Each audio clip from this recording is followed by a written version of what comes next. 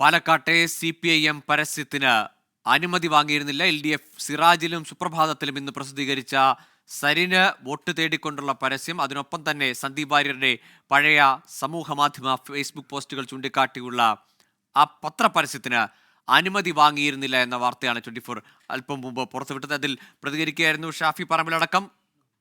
ഇനി നിയമ നടപടികളിലേക്ക് എന്നതാണ് അവർ വ്യക്തമാക്കുന്നത്. നിഖിൽ, ഈ തെരഞ്ഞെടുപ്പിന്റെ പ്രചാരണം ഇങ്ങോട്ടെടുത്താൽ ഈ പരസ്യപ്രചാരണം അവസാനിക്കുന്നതിന് ശേഷവും നിശബ്ദ പ്രചാരണ ദിനത്തിലും വിവാദങ്ങൾ ഒഴിയാതെ നിൽക്കുകയാണ് പാലക്കാട്.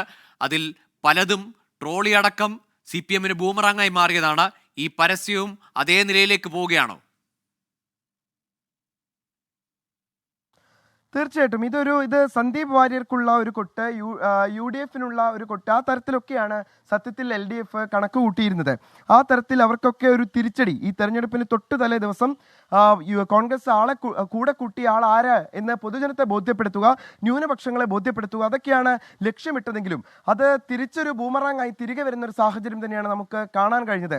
അതായത് ട്രോളി വിവാദം ഏത് തരത്തിലാണോ CPMന് തിരിച്ചടിയായത്, തലവേദനയായത്, NN കൃഷ്ണദാസനെ മതിയാക്കൂ ഈ വിവാദം എന്ന് പറഞ്ഞതുപോലെ തന്നെ സമാനമായ സാഹചര്യം തന്നെ രൂപപ്പെട്ടിരിക്കുകയാണ് ഇപ്പോൾ ഈ പത്രപരസ്യത്തിന്റെ പേരിലും. ഇനി ഇതിനെ എങ്ങനെയാണ് പാർട്ടി നേതൃത്വം പ്രതിരോധിക്കുക എന്നുള്ളതാണ് നമ്മൾ നോക്കിക്കാണേണ്ടത്. ഇത് കേവലം ഒരു പരസ്യം എന്നുള്ളതിനപ്പുറത്തേക്ക് ഏത് തരത്തിലാണ് ഈ മണ്ഡലത്തിൽ ചർച്ച ചെയ്യപ്പെടാൻ പോകുന്നത്, ആളുകൾക്കിടയിൽ ഏത് തരത്തിലാണ് ഇത് നാളെ ജനം പോളിംഗ് ബൂത്തിലേക്ക് എത്തുമ്പോൾ അത് രൂപപ്പെടാൻ പോകുന്നത് എന്നുള്ളത് വളരെ പ്രധാനപ്പെട്ട ഒരു കാര്യം തന്നെയാണ്.